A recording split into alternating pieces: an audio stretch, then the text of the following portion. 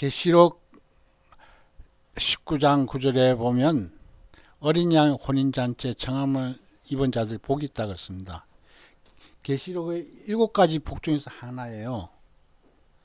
계시록 7가지, 요한계시록 7가지 복이 있는데 그 중에서 한 가지가 어린 양의 혼인잔치에 청함을 입은 자의 복이 있다는 거예요. 그러면 우리가 계시록 7가지 복을 한번 살펴보도록 하겠습니다. 계시록 7가지 복이 뭔지 이 말씀은 꼭 외워야 돼요. 굉장히 중요한 말씀이에요. 누구나 다 외우고 있어야 돼. 그렇지 않으면 마귀가 이 말씀을 금방 빼앗아 간다 이거예요. 자, 보겠습니다. 요한계시록 1장 3절 이거예요. 자, 지금 표시했습니다. 이 예언의 말씀을 읽는 자와 듣는 자들과 그 가운데 기록한 것을 지키는 자들이 복이 있나니 때가 가까움이라 했습니다. 자, 이 말씀 외울 수 있겠어요? 이 예언의 말씀을 읽는 자와 듣는 자들과 그 가운데 기록한 것을 지키는 자들이 복이 있나니 때가 가까움이라. 요한계시록 1장 3절 말씀 딱 외워야 돼요. 요한계시록 말씀을 읽어야 복이 있는 거예요. 들어야 복이 있는 거예요. 그리고 이 예언의 말씀을 지켜야 복이 있는 거예요. 읽고 듣고 지키지 않는 사람은 다른 말로 뭐죠? 복이 없다 이거예요. 복이 없다. 때가 가까운 것을 모른다 이거예요. 이 예언의 말씀이 뭐죠? 구약 성경에는 예언의 말씀이 17권이에요. 구약 성경의 예언의 말씀이 17권이라니까. 근데 신약 성경은 요한계시록 하나밖에 없어요. 우리가 구약 성경에 우리가 다 봅시다. 구약 성경 보겠어요. 자, 구약 성경에 보면 그러면 예언서가 뭐냐면 여기 보면 자, 이사야 있죠? 이사야다. 이사야서 있잖아요. 또 뭐가 있어요? 구약 성경에 예언서가 예레미야죠? 그 다음에 뭡니까? 에스겔이죠. 에스겔. 예레미야 애가 예레미야하고 예레미야 애가하고 또 뭡니까? 에스겔, 다니엘. 바로 이것은 5권을 대선지서라고 그래요. 대선지서. 그러니까 대선지서라고 그러고 그 다음 소선지서가 또 있어요. 소선지서가 12권 있어요. 자, 호세아, 또 뭐가 있어요? 요엘, 아모스, 쭉쭉 해가지고 그 계속해서 자, 욥, 그 다음에 오바댜, 요나, 미가, 나훔, 하박국, 스바냐, 학개, 스가랴, 말라기 해가지고 소선지서가 12권, 대선지서가 5권 해가지고 총 17권이 예언서예요. 구약은 예언서가 17권이에요. 그런데 신약은 오로지 유일하게 하나 요한계시록이에요. 그래서 그것을 꼭 기억하라 이거예요. 그래서 요한계시록 1장 3절에 아까 조금 전에 말씀했지만 뭐라고 했습니까? 이 예언의 말씀을 읽는 자와 듣는 자들과 그 가운데 기록한 것을 지킨 자니 복이 있다는 거예요. 이것이 그 첫 번째 복이에요. 그 다음에 두 번째 복은 어디냐면 요한계시록 14장에 있어요. 14장 13절 말씀. 자, 여기 있죠? 자, 제가 표시하겠습니다. 이거예요. 또 내가 들으니 하늘에서 음성이 나서 가로되 기록하라. 자금 이후로 주 안에서 죽는 자들은 복이 있도다 하시매 성령이 가라사대 그러하다. 저희 수고를 그치고 시리니 이는 저희 행한 일이 따름이라 하시더라 그랬습니다. 극심한 그 대환란 속에서 그 자금이로 지금부터 이후로 주 안에서 죽는 자 복이 있다 그랬어요. 너무나도 극심해서 예수 그리스도 안에서 성령 안에서 하나님 사랑 안에서 죽는 자들이 복이 있다는 거예요. 성령이 가라사대 그렇다고 그랬습니다. 저희 수고를 거치고 시리니 이는 저희 행한이 따름이라고 했습니다. 그래서 이런 말씀 딱 외워야 돼요. 자, 또 내가 드린 자금이를 주 안에서 죽는 자들, 하늘에서 음성이 나서 가려져 있죠.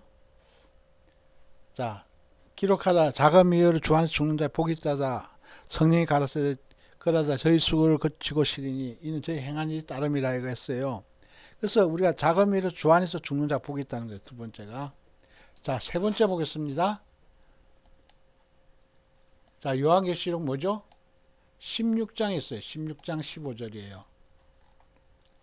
자, 이거예요.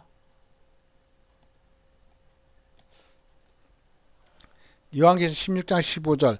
보라 내가 도적같이 오리니 누구든지 깨어 자기 옷을 지켜 벌거벗고 다니지 아니하며 자기의 부끄러움을 보이지 아니하는 자가 복이 있도다 그렇습니다. 자, 요한계시록 16장 15절. 예수님께서 도적같이 온다 그랬어요. 그때 누구든지 깨어 자기 옷을 지켜 부끄러움을 벌거벗고 다니지 아니하며 자기의 부끄러움을 보이지 않는 자가 복이 있다 그랬습니다. 그러니까 예복을 항상 입은 채로 준비했어야 된다는 거예요. 예복을 벗은 자가 어떤 자예요? 세상에 취해 있는 사람 다 예복이 다 벗긴 거예요. 너무 더럽고 때가 바짝 깨우니까 너무 더러워서 바깥에 입고 나가지 못하잖아요. 그러니까 벗어도 가는 거 똑같은 거예요. 그러니까 자기 옷을 지키라 그랬어요. 자기 옷을. 어제도 배웠죠? 그저께도 배웠죠? 예수 그리스도 옷, 빛의 갑옷 이것을 지켜야 되는 거예요. 그게 바로 성령의 옷이라 그랬어요. 성령의 옷. 자, 또 보겠습니다.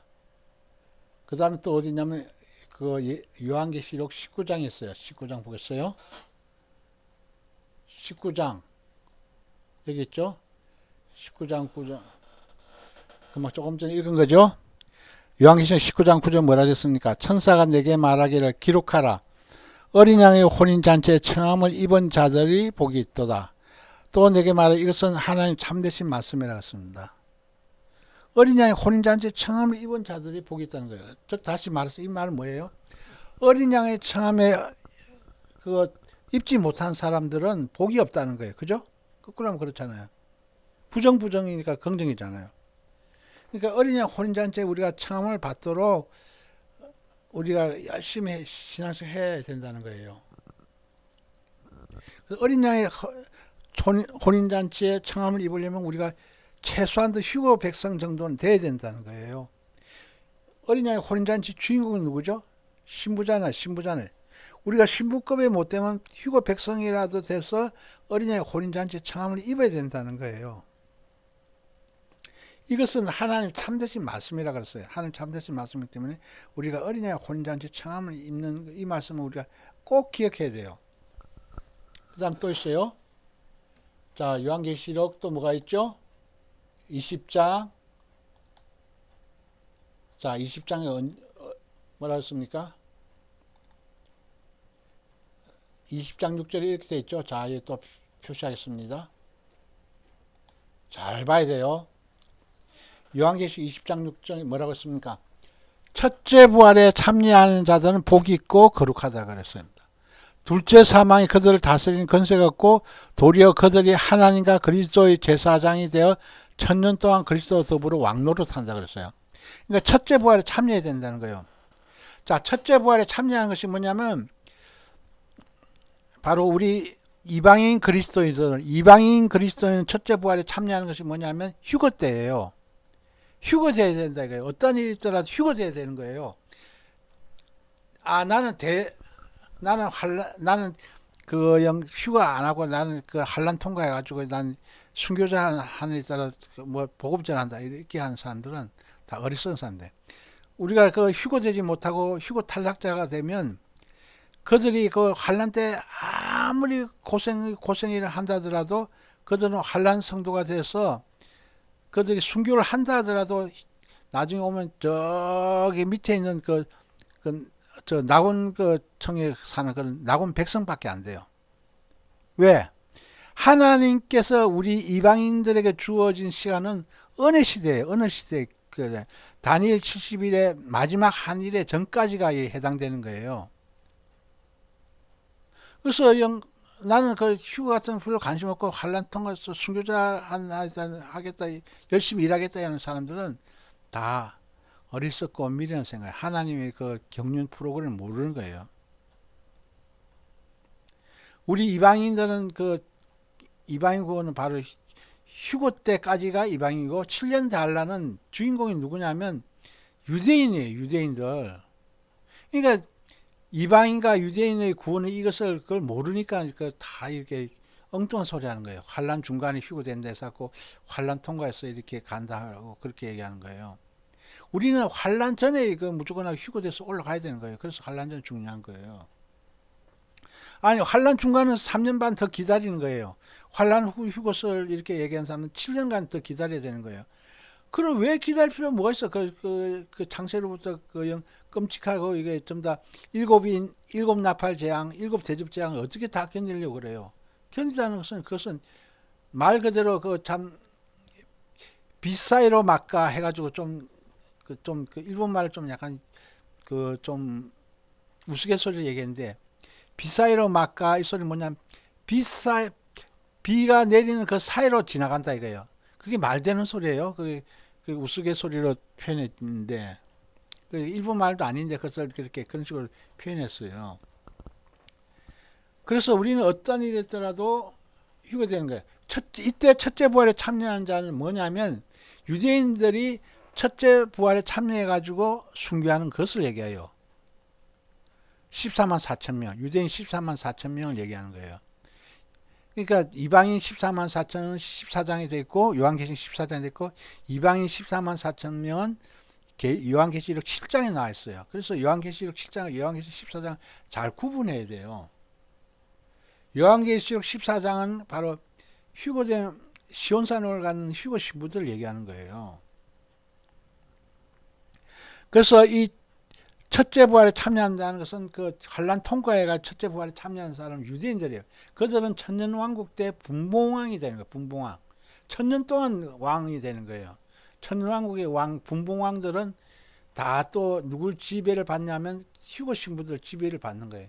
휴거 신부들 진짜 왕이고 분봉왕은 천년왕국 때만 천년까지만 왕 되는 거예요. 그게 바로 유대인들이에요. 유대인 분봉왕을 얘기하는 거예요. 지금 첫째 부활에 참여하는 거예요.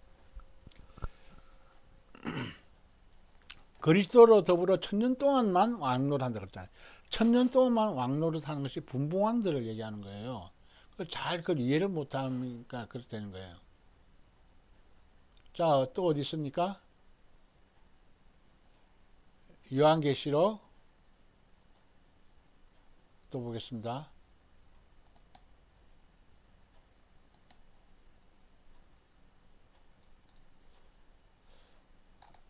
자, 요한계시록 또 21장 없고 22장에 있죠? 21장 없어요. 22장에 있어요. 요한계시록 22장 7절에 나와 있죠? 22장 7절 보겠습니다.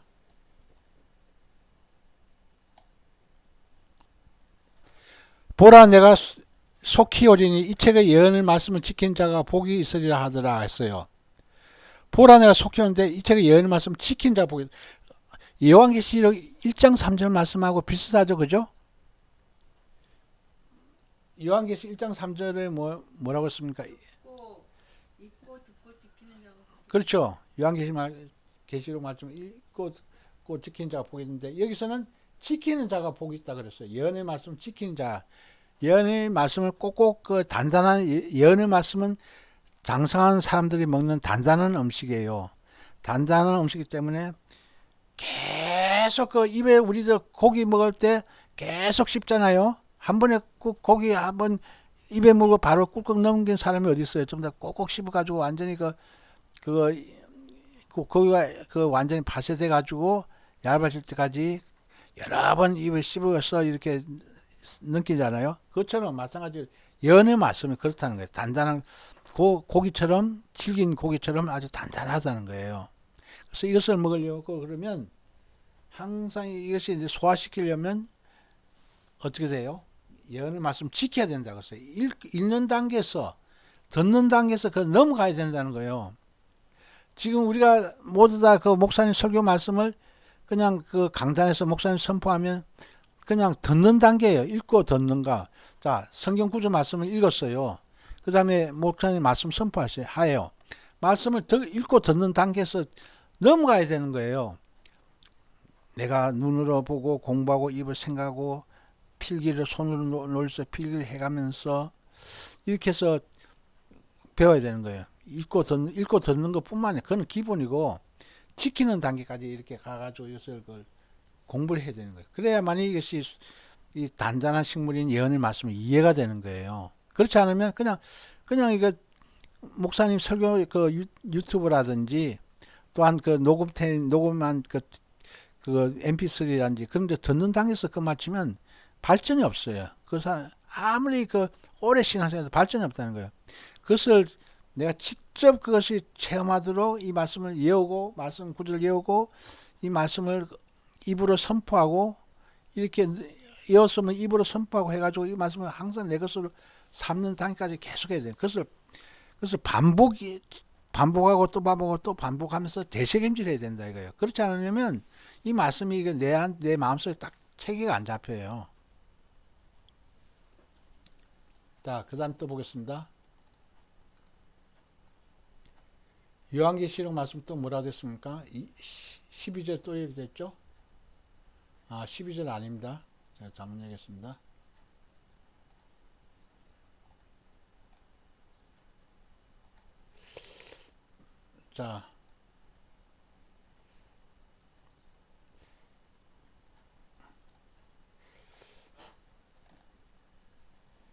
자, 여기 있죠? 14절에 되어 있죠?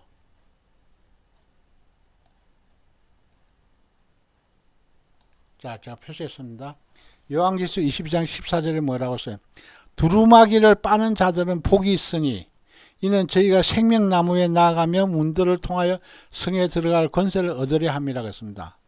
자, 우리가 조금 전에 요한계시록 16장 15절 보면 보라 내가 도적같이 오르니 누구든지 깨어 자기 옷을 더럽히지 않으려고 벌거벗고 다니지 않는 자 복이 있다 그랬죠. 자, 그래서 그 옷을 바로 두루마기를 빨아야 된다는 거예요. 매번 빨아야 된다는 거예요. 왜냐하면 더러워지니까. 예수님 보혈의 피로 빨아야 된다는 거였습니다. 예수님 보혈의 피로 빨아야만 깨끗해진다는 거예요. 그래서 우리들 각자의 그 주님께서 주신 이 두루마기가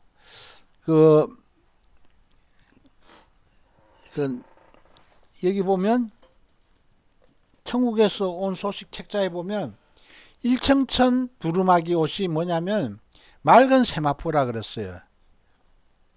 흰 두루마기라 그랬어요. 흰 두루마기라 그랬어요. 흰 세마포라는 거죠. 그 다음에 이청천 그 옷이 뭐냐면 맑은 세마포라 그랬어요. 삼청천 옷은 빛나고 깨끗한 세마포 옷이라 그랬어요. 우리가 요한계시록 19장에 보면 빛나고 깨끗한 세마포 옷을 입고 오죠.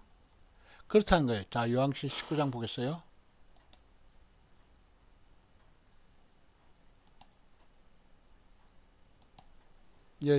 요한계시록 19장에 보면 이렇게 됐어요.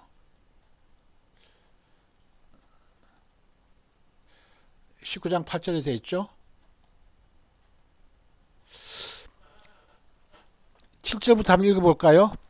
우리가 즐거워하고 크게 기뻐하여 그에게 영광을 돌리세 어린 양의 혼인 기약이 이르렀고 그 아내가 예비하였으니 그에게 허락하사 빛나고 깨끗한 세마포를 입게 하셨은즉 이 세마포는 성도들을 오르내시. 그러니까 빛나고 깨끗한 세마포 옷이 삼청천 옷이에요. 삼청천. 휴거 신부들이 예비해야 될 옷이 삼청천이라 이거예요. 빛나고 깨끗한 세마포. 이건 왕권자의 복이에요. 왕권자 신부의 복인 거예요. 신부의 복. 이것이 바로 성도를 옳은 행실이라고 표현했어요. 자, 우리가 그림 하나 볼까요? 자, 이것이 바로 신랑 예수님 앞에 어린 양의 아내, 어린 양의 신부, 어린 양의 왕비 인 휴거 신부가 등 앞에 딱 왔어요. 그러니까 신랑과 신부가 지금 딱 결혼식 하는 모습에 주변에는 천사들도 있고 또 주변에는 하객들도 많이 있죠. 오른쪽에 보면 하객도 있고 왼쪽에 천사들 다 있어요. 그래서 신랑이 맞이하는 거예요. 그래서 여기서 혼인식 할 때 우리가 주인공이 돼야 된다 이거야. 어린 양 혼인잔치의 주인공이 돼서 또한 여기 보면 혼인식이 끝마치면 여기 보면 오른쪽에 보면 또 혼인예식 잔치 준비가 딱 돼 있죠. 이게 주님께서 초청하고 있는 거예요. 어서 오라고.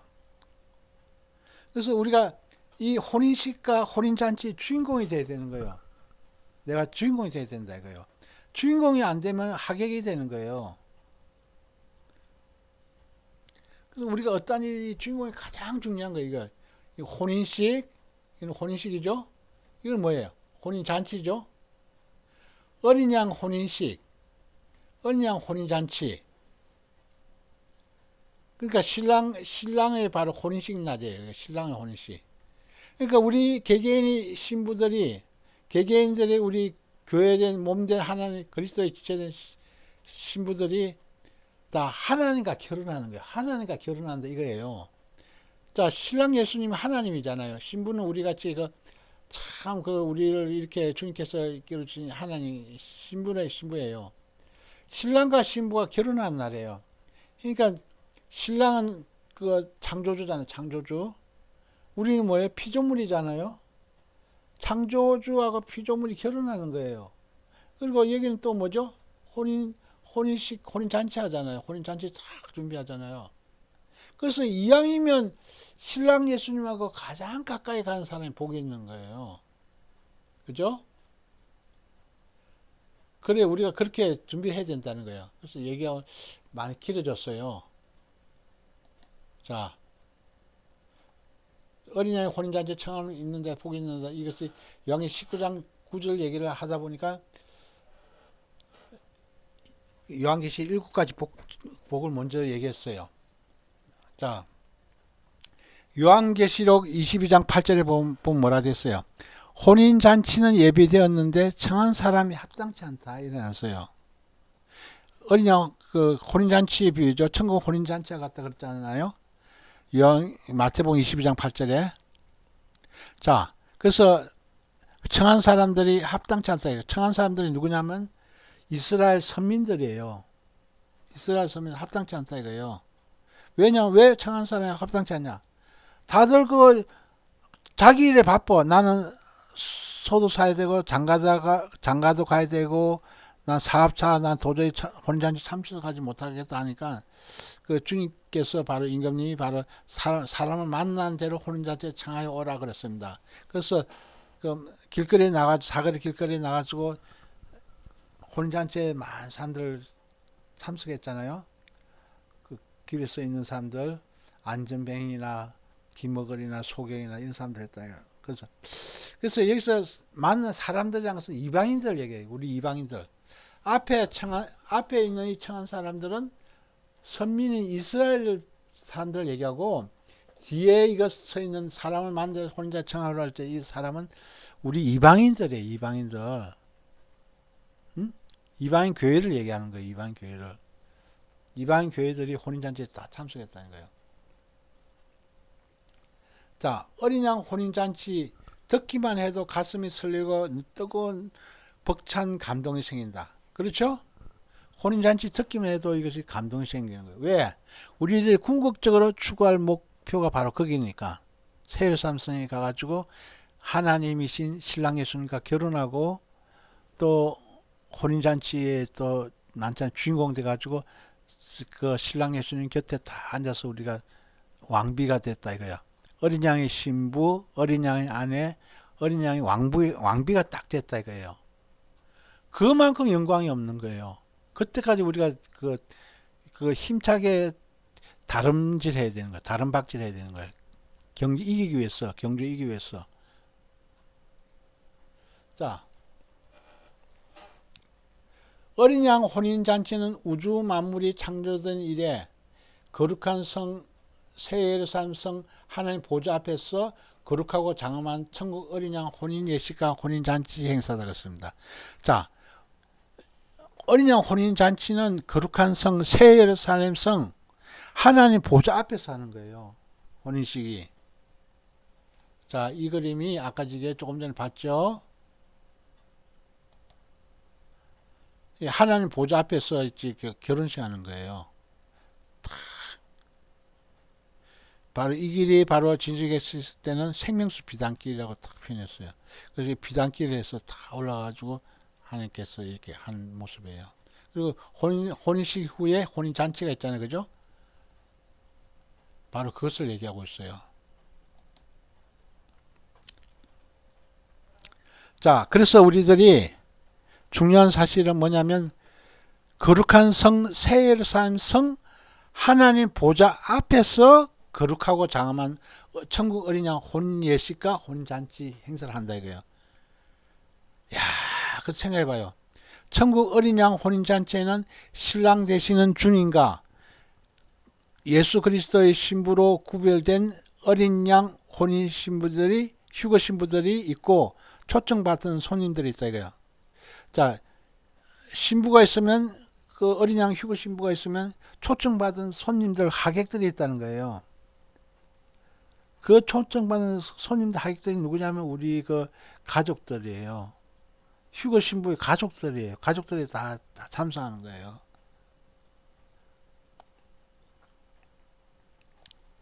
자, 예레미야서 1장 5절에 보면 이렇게 해놨어요. 내가 너를 복중에 짓기 전에 너를 알았고 내가 태에서 나오기 전에 너를 구별하였고. 그러니까 나를 언제 알았냐? 복중에 짓기 전에 알았다는 거예요. 그러니까 그 어머니 아버지가 나를 낳기 전에 알았다는 거예요. 태에서 나오기 전에 너를 구별했다 그러잖아요. 구별했다는 거예요. 그러니까 휴거 신부 되는 영광은 어마어마한 거예요. 어마어마한 거. 이런 어마어마한 말씀을 공부하러 오라 그래도 사람들이 안 와요. 아무리 얘기해줘도. 그거 똑같아요. 돼 있죠? 혼인잔치 예비됐으니까 청한 사람들이 합당치 않아요. 그러니까 지금 우리 많은 지금 이방교회 이런 많은 사람들이 이런 혼인잔치, 어린양 혼인잔치 이런 것에 대해서 이 중요한 가장 큰 주제에 대해서 우리가 배우고 알고 해야 되는데 깨닫고 해야 되는데 이런 것을 다들 공부하기 싫어한다는 거예요. 공부하기 싫어하는 거. 업신여긴다는 거예요. 이 심각한 문제예요. 심각한 문제 이것이. 그러면 어디로 다 쫓겨나는 거예요. 사람 만난 사람들 혼인잔치 쫓아오라고 한 것처럼. 자, 그러면 자 보세요. 창세전에 어린 양 휴거 신부들 복중에 짓기 전에 태에서 나오기 전에 그리스도의 신부, 예수 그리스도의 신부로 구별했다는 거예요. 참, 내가 이게 참 너무나도 죄 많고 정말 남보다도 참 능력 없고 죄도 하는데도 이것이 그 창세전에 태에서 나오기 전에 복중에 짓기 전에 이미 하나님께서 나를 구별했다 이거예요. 이거 어마어마한 축복이에요. 어마어마한 축복. 우리가 이것에 대해서 주제에 대해서 계속 얘기해도 기쁜 거예요. 하나님 아버지께서 미리 아신 자들을 미리 정하셨다 이거예요. 미리 아신 자를 미리 정하셨다 이거예요. 예정하셨다고 그랬습니다. 택정하셨다고 그랬습니다. 자, 미리 정하시고 예정하시고 택정하셨던 성경을 말하고 있어요. 로마서 8장 30절. 미리 정하신 그들을 또 한번 부르시고 한번 볼까요? 우리가 성경 말씀 우리가 직접 로마서 8장 30절 보겠어요. 로마서 8장. 자, 이래 됐어요. 자, 그 앞에부터 하겠습니다. 로마서 8장 29절서부터 보겠습니다. 자, 이 내용입니다. 하나님이 미리 아신 자들로 또한 그 아들의 형생을 본받게 하기 위하여 미리 정하셨으니 이는 그로 맞는 형제 중에서 아들이 되게 하려 하심이라. 맏아들이 뭐죠? 장자. 하늘나라의 하나님 아들 중에서 장자의 그걸 된 거예요. 많은 형제 중에서 장자, 최고로 뛰어나다고 생각하는 사람 장자잖아요. 많은 형제 중에서 우리가 그 구약성의 야곱의 12아들 중에서 그 나중에 그 어떻게 됐어요? 가장 뛰어난 사람이 총리 요셉이었잖아요. 장자 가장 사랑받았잖아요. 아버지 야곱의 사랑을 가장 많이 받았잖아요. 이때 아버지 야곱은 하나님을 상징하고 그 12아들은 바로 우리 신부들을 얘기하는 거예요. 그래서 가장 그 총애를 받은 요셉 사랑받았잖아요.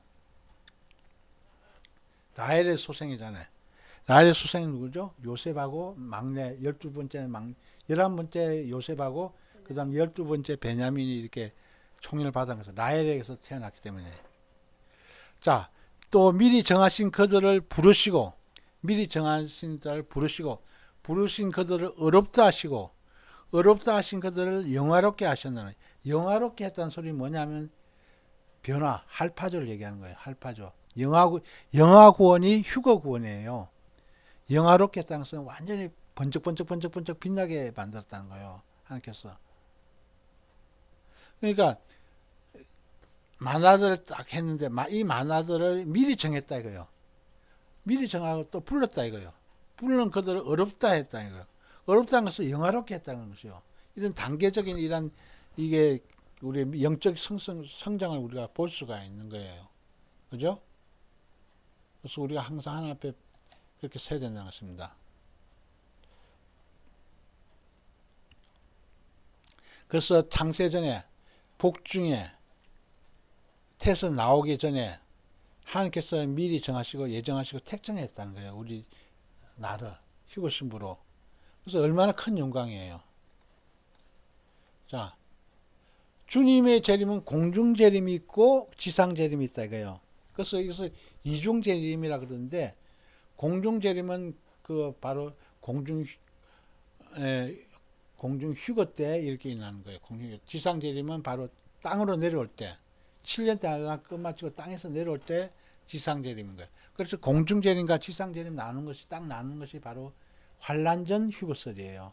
그래서 환란전 휴거설을 바로 알아야 돼. 근데 환란전 휴거설 사람들이 잘 몰라요.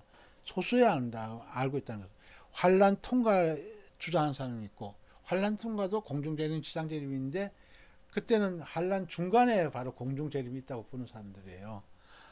그래서 우리가 환란 전이 3년 반 더 빠른 거지. 3년 반 더 빠른 걸 믿는 것이 낫지. 중간에 믿는 거 나요? 그리고 그리고 또 환란 후 휴거설은 뭐냐면 역사적 휴거 전천설 해가지고 공중에 올라갔다가 바로 내려온다는 거예요. 공중에 올라갔다 바로 내려와가지고 이렇게 지상을 간다는 거예요. 그리고 무천년설, 후천년설 이런 것은 아예 그 휴거를 아예 안 믿는 거고 그래요. 자, 계속해서 보겠습니다. 주님께서 공중재림 하시는 이유가 뭔가? 공중재림 하시는 이유가 있다는 거예요. 자, 어린 양 혼인 예식과 혼인 잔치를 위해서 신랑 되시는 주님께서 기름 등불 준비하고 깨어서 신부 단장한 주님의 신부들 데려가기 위해서 공중재림. 그러니까 우리가 준비해야 될 건 뭐죠? 기름 등불 준비하고 신부 단장하는 거예요. 그래서 주님이 이제나 저제나 오실까 기다리고 있는 거예요. 등불 항상 밝히면서 꺼뜨리지 말고, 그러니까 항상 매 순간 등불을 꺼뜨리지 않는 소리는 뭐죠? 성령 매 순간마다 성령 충만해 있어라 이 뜻이에요. 그 신부단장, 예수님 보일 피로 항상 발라가지고 몰약기름 바르고 이렇게 쓰는 거죠. 향도 바르고. 그리고 단장이 뭐죠? 화장하는 거잖아. 여자는 화장하는 거잖아요. 신부단장이 화장 깨끗하게 해서 얼굴을 예쁘게 보려고 하는 것이잖아요. 그게 신부단장인 거죠. 그래서 여자분들은 더 신부단장이 눈에 확 들어올 거예요. 남자들보다도. 자, 주님의 신부들을 데려가기 위해서 공중재림 하신다 이거예요. 나를 데려가기 위해서 공중재림 하시는 거예요. 얼마나 감사한 일이에요. 신부들을 하늘로 소환해가지고 공중 휴거시켜서 끌어올려 데려가는 상황. 공중으로 휴거시켜가지고 끌어올려서 데려간다 이거야. 우리가 이 땅에서 되는 게 아니고 바로 공중으로 끌어올려 가지고 주님을 영접하는 거예요. 그래서 할파조 휴거 사건이라고 데살로니가 전서에 나와 있어요. 그래서 할파조가 뭐죠? 환희란 뜻이에요. 환희, 기쁨, 희락, 이건 다 똑같은 소리예요. 휴거. 이거 얼마나 기쁘겠어요, 우리들이. 기쁨이 넘쳐나잖아요. 자, 그러면 새 예루살렘 성 어린 양 혼인 잔치 주인공 주님의 신부들을 성경은 어떻게 부르고 있는가 했어요. 자, 이것에 대해서는 요한계시록 14장 4절에 보면 어린 양이 어디로 인도하든지 따라가는 자 이랬어요. 어린 양이 어디로 따라가는 자라고 했습니다. 14장 4절에는 또 똑같이 14장 4절에는 처음 익은 열매라고 했어요. 첫 열매라 이거예요. 이방인의 첫 열매가 바로 휴거 신부들인 거예요. 이스라엘의 첫 열매는 7년 단란 때 목배임하고 순교한 것이 바로 첫 열매예요.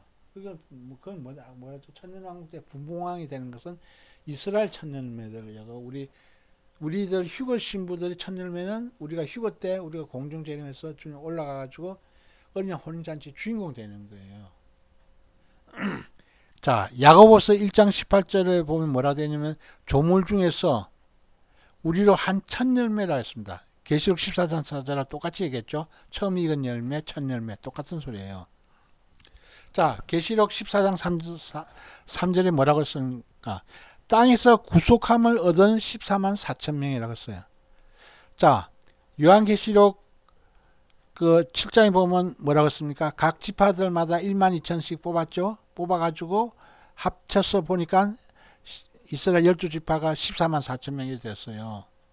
그래서 여기서는 시온산에서 모인 사람 수가 14만 4천이라는 거예요. 신부들이란 거죠. 그래서 여기서는 그래서 참 중요한 거예요. 자, 계시록 21장 9절에 보면 신부 곧 어린 양의 아내라고 씁니다. 신부가 뭐냐면 어린 양의 아내라는 거죠. 예수님의 아내라는 소리예요.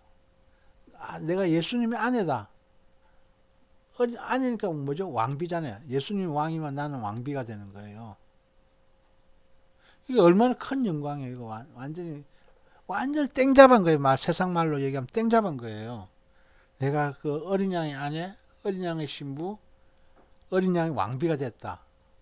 완전히 최고 추수한 사람이에요. 최고 추수한 사람. 이 세상에서 최고 추수한 사람이 어린 양의 아내라는 거예요. 어린 양의 신부고 어린 양의 왕비라는 거예요. 자, 에레미야 1장 5절에는 내가 태에서 나오기 전에 너를 구별했다고 조금 전에 또 배웠죠. 자, 에베소서 1장 4절에 뭐라고 써요? 창세전에 그리스도 안에서 우리를 택했다는 것입니다. 창세전에 그리스도 안에서 택했다는 거예요. 나를 택했다는 거예요. 얼마나 큰 영광이에요. 창세전에 택한 걸 몰라 사람들이. 에베소 1장 4절 말씀 기록되어 있는데도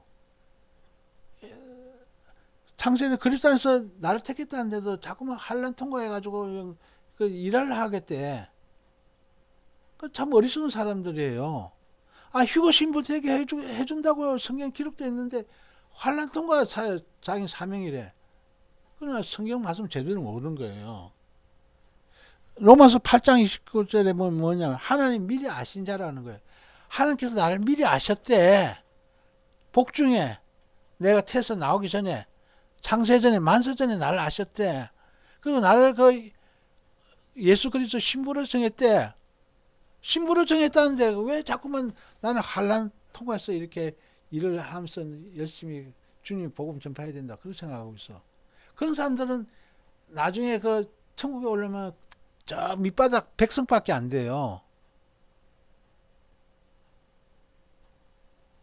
그러니까 이 말씀을 어떻게 보냐에 따라서 완전히 다른 거야. 완전 보는 자에 따라서. 자, 로마서 8장 30절에 또 로마서 8장 20절 똑같이 표현했죠. 하나님이 미리 아신 자들이었어요. 미리 아셨다, 미리 정하셨다 같은 말이잖아요. 하나님께서 미리 아시고 하나님께서 미리 정하셨다는 것이요.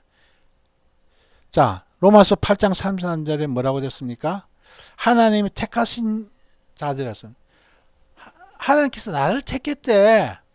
나처럼 허물 많고 죄 많고 실수투성이 나를 그 택했대. 이 얼마나 큰 영광이에요. 말라기서 3장 10절에 나의 특별한 소유라고 했어요. 나의 특별한 소유가 특별한 신부란 뜻이에요. 특별 신부.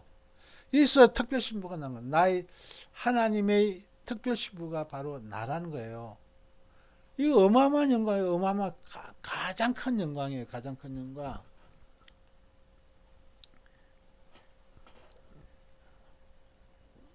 자, 우리가 이렇게 지금 여러 가지로 그 주님의 신부들 이렇게 많이 했어요. 우리가 이런 말씀을 다 알아야 돼. 다 알고 있어야 되는데, 그래서 정말 내 마음판에 정말 탁 나올 수 있도록 해야 되는 거예요.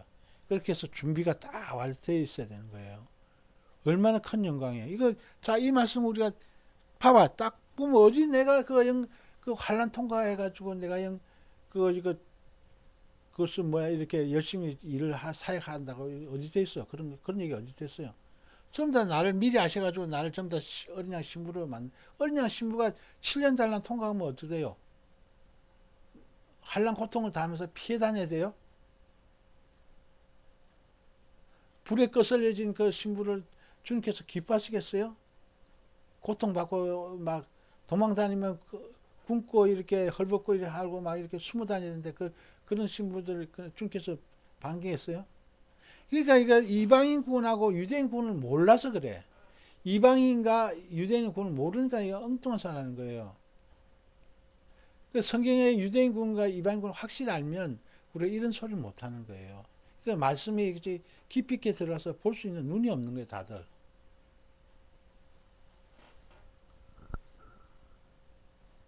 나를 특별한 소유 삼았다.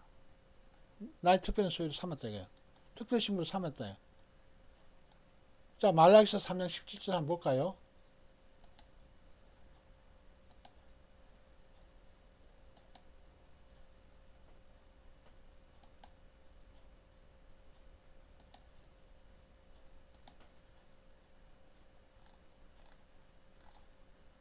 자, 이 돼 있죠? 이 말씀이에요. 만군의 여호와가 이르노라 내가 나의 정한 날에 그들로 나의 특별한 소유를 삼을 것이요 그랬습니다. 내가 나의 정한 날 하나님께서 정한 날에 그들을 나의 특별한 소유를 삼는다고 그랬어요. 이 말씀 그대로 액면 그대로 믿으면 되는 거예요. 지금 이 시간도 액면 그대로 믿으면 특별 소유가 되는 거예요. 사람이 자기를 섬기는 아들을 아낀같이 내가 그들을 아낀다 그랬습니다. 그 사람이란 것은 다들 이건 천국 백성들이죠, 그죠? 천국 백성들이 자기를 섬기는 아들을 아낀같이, 그러니까 자기를 섬기는, 그러니까 자기 아들, 사람의 자식들이죠. 이 사람이 자기를 섬긴다 이거. 사람이 아들을 아낀같이 내가 그들을 아낀다. 하나님께서 그들을 아낀다 그랬어요. 특별한 소유를 아낀다 그랬어요. 그러니까 특별신부를 얘기하는 거예요. 최고복이에요. 최고복. 특별신부는.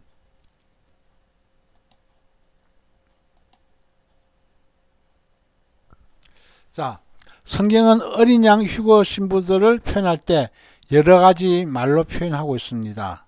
자, 한번 보겠습니다. 어떻게 표현하고 있는지. 신랑 되시는 주님께서 사랑하는 신부들을 위해서 영원히 살 신혼집을 2000년 동안 예배하셨다. 2000년 동안 예배했던 걸 어떻게 알아요? 요한복음 14장 2절 3절 보면 알 수 있잖아요. 그죠? 내가 너희를 위해 처소를 예배하는 건, 처소가 뭐죠? 맨션이에요. 맨션. 처소가 바로 영어로 맨션이에요. 맨션 예배한다. 효성상하 맨션 할 때 맨션이에요. 이거 멘션 아니에요. 이건 아니에요. 예, 이건 오래된 거라서 아니에요. 그냥 그렇게 적혀 있잖아요. 자, 요한복음 14장 3절에 너희를 위하여 첫소를 예배하면 내가 다시 와서 내게를 영접한다 그랬습니다. 자, 첫소를 예배했다. 이거 하나님께서 세례 산성을 다 예배해서 다 꾸몄어.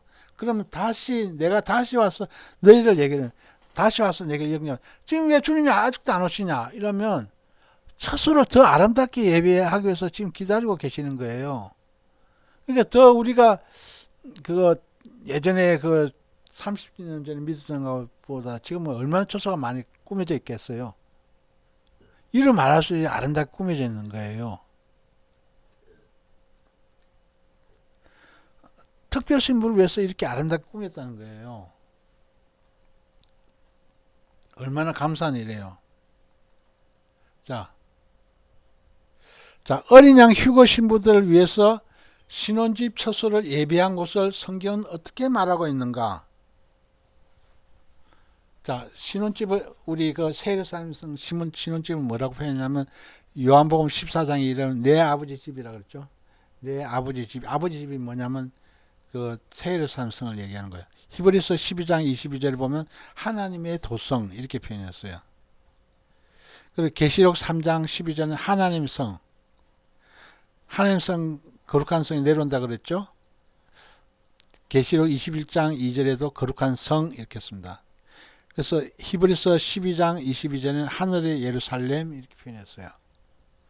자, 계시록 3장 12절은 새 예루살렘 성 이렇게 표현했어요. 전부 다 이렇게 그 신혼집을 이렇게 표현했어요.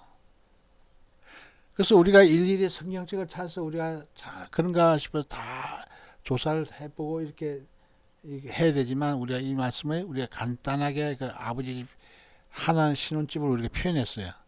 그러니까 우리가 최고 목표가 최고 좋은 집이 어디예요? 새 예루살렘 성 안에 있는 집이에요. 그죠? 새 예루살렘 성 안에 있는 집이 바로 내가 살 집이라 이거예요. 내 살 집. 그러한 믿음 상태가 돼 있어야 되는 거예요. 아, 새 예루살렘 성에 살게 해주겠다고 주님께서 말씀하셨는데 왜 굳이 아주 저기 낙원청에 가가지고 이렇게 일 사역하려고 그래?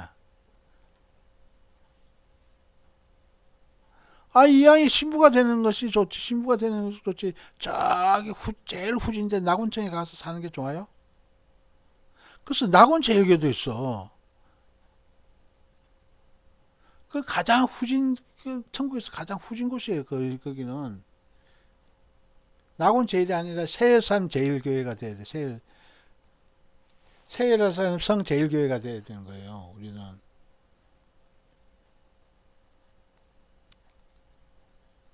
자, 성경은 어린 양 휴거 신부들이 영원히 주님과 함께 살 하늘 초소를 여러 가지 말로 표현하고 있다고 했습니다. 앞에처럼 이렇게 표현하고 있죠.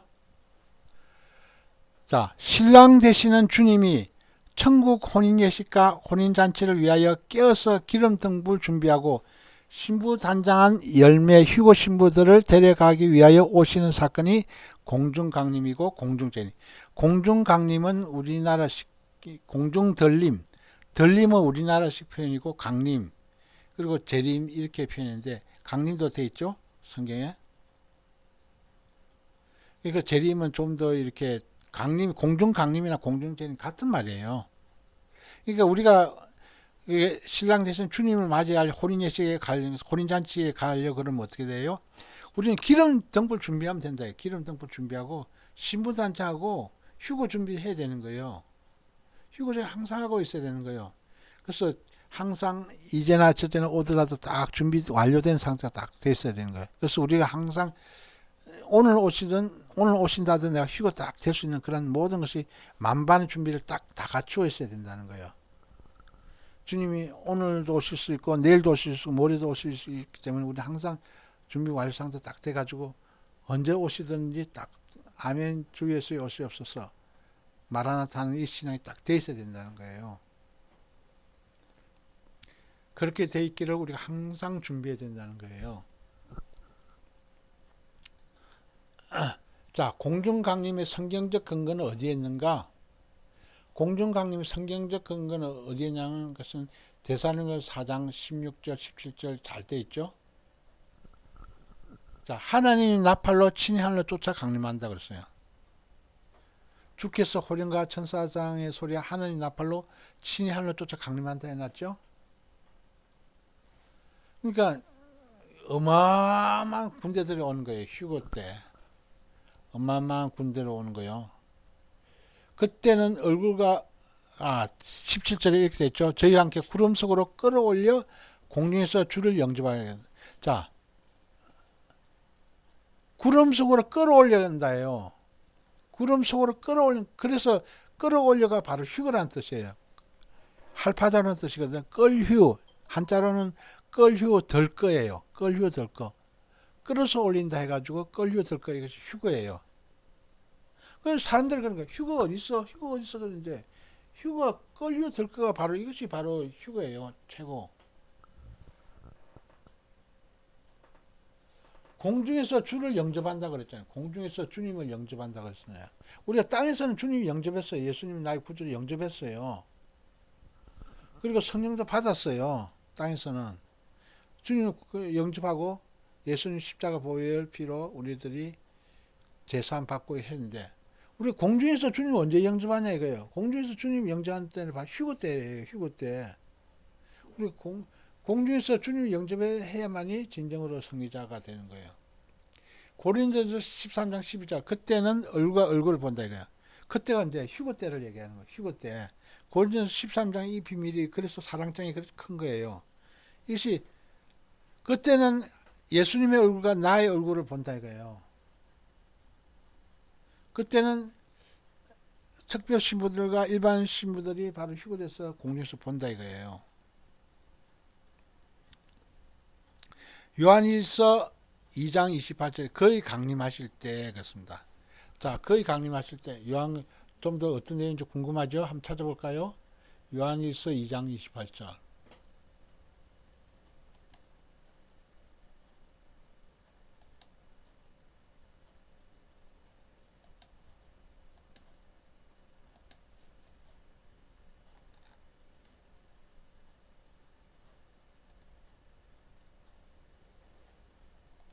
여기 됐죠?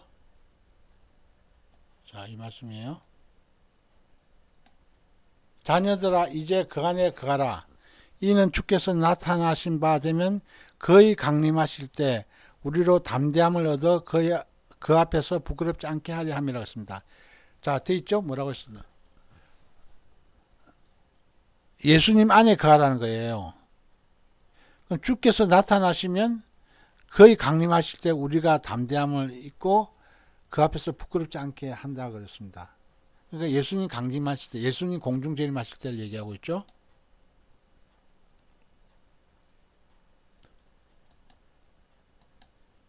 자, 헬라어로는 파루시아. 파루시아는 그리스도, 예수 그리스도께서 두 번째 오시는 거. 첫 번째는 언제 오셨죠? 초림 때 와 오셨잖아요. 첫 번째는 초림 때 오신 거예요. 두 번째 오심을 얘기하는 거예요. 주 예수 그리스도께서 왕으로서 신랑으로서 휴거 신부를 데려오심이 파루시아다 그랬어요. 파루시아 헬라어는 파루시아는 바로 주님께서 우리를 데려오실 때라는 것입니다. 휴거 때를 얘기하는 거죠.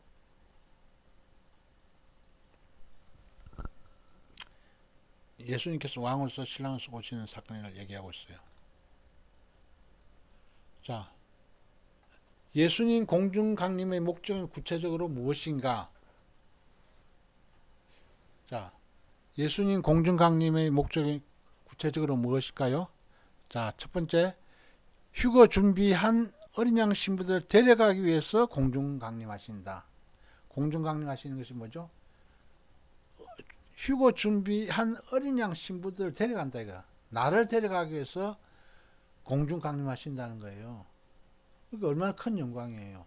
각자 하면 휴거 준비한 어린 양 신부들 각자 자기 이름 넣어보면 참 어마어마하게 은혜가 스럽죠.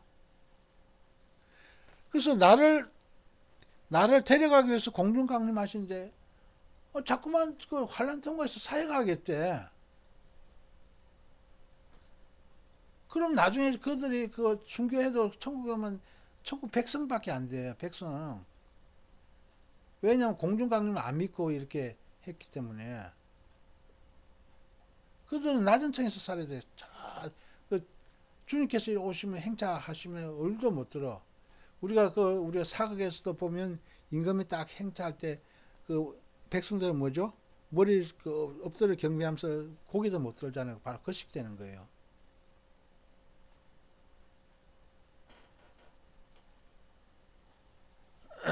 자, 휴거 신부들에게 영생체 육체, 신생체 육체, 변화체를 허락하기 위해서 공중한.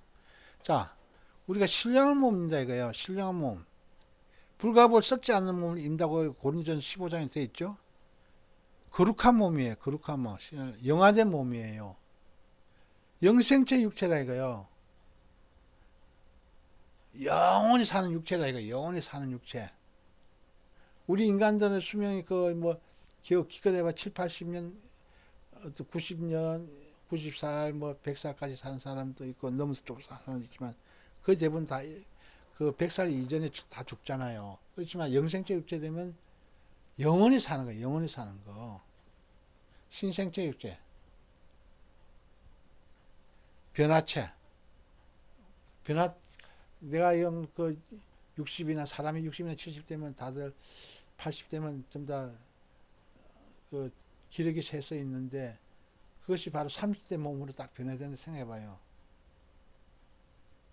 30대 가장 예쁘고 아름답고 멋있는 모습 딱 변화된 생각해봐요. 야, 그게 가능할까? 그게 가능하나? 딱 하는가 하는 주님께서 하시는 거예요. 그래서 우리는 인간은 못하지만 주님께서 다 하시는 거예요. 자, 2000년 동안 교회 시대, 은혜 시대, 성령 시대, 이방인 구원 시대에 머물러 있던 구원의 촛대를 이스라엘 구원을 위해서 이스라엘 옮기기 위해서 공중강림. 그러니까 이방인 구원에서 이제 이스라엘 구원으로 넘어가는 것이 바로 공중강림 목적이에요. 네? 그래서 이방인 구원하고 이스라엘 구원을 확실히 알려고 그러면 다니엘 70일을 각 목사님들 공부를 해야 돼요. 근데 공부를 안 해. 어? 다니엘 70일 아는 목사님들이 이거 정확하게 안 사는 목사님 드물어요.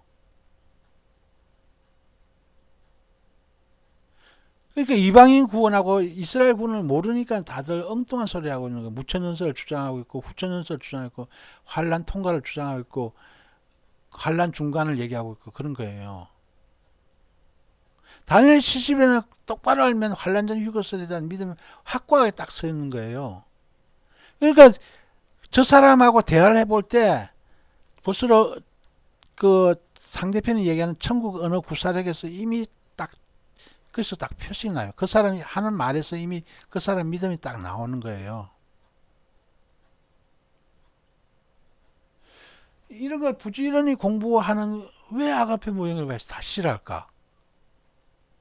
이렇게 귀한 말씀을 가르쳐 주는데 귀한 말씀을 또 카톡으로 올려가지고 또 보라고 다 해주는데 사람들이 관심이 없어. 왜 관심이 없죠? 이 귀한 말씀을 어린 양 신부, 어린 양의 아내, 어린 양 왕비 되라고 하는데 휴거 신부 되라, 특별 신부 되라고 그러는데 근데 관심이 없어.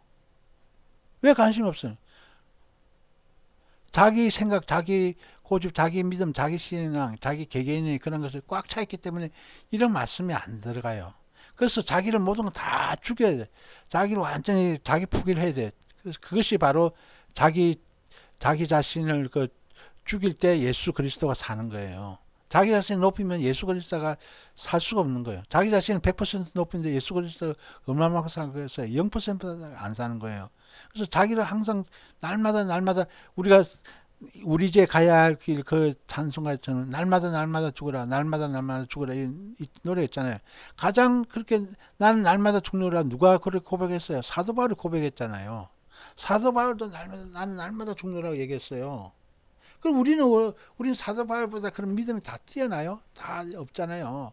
그럼 더 날마다 죽어야 되는데 날마다 자기 높여 자기를 드러내.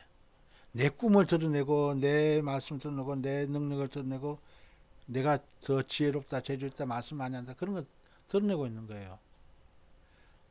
자기를 최대한 낮추면 이것을 자기 주장을 할 게 없어. 남을 높이지 내가 날마다 내가 자기 높이는 사람은 이미 그 하나님 말씀을 제대로 잘 모르는 거예요. 하나님 뜻을 제대로 파악을 못 하고 있는 거예요. 그래서 오늘 항상 이 말씀을 생각해 가지고 우리가 어린 양 혼인잔치 어린 양 혼인식과 어린 양 혼인잔치 주인공이 되기 위해서 우리가 부단히 노력해야 돼. 부단히 이 말씀을 읽고 듣고 지키고 필기하고 이 말씀을 상고하고 묵상하고 상고하면서 이것을 계속 연구해야 되는 거예요. 그렇게 해서 이 말씀이 내 마음판에 완전 새겨질 때까지 우리가 항상 되새김질에 반복해야 돼요. 이런 말씀을 통해서 이 얼마나 중요한 말씀이에요. 이런 얘기를 밤새도록 해도 끝이 없는 거예요. 항상 이런 말씀 내 마음판에 잘 생겨서 우리가 휴거 신부 1등 주인공이 되는데 최선을 다해서 꼭 승리하시길 간절히 바라면서 이 말씀 정리했습니다. 기도하겠습니다.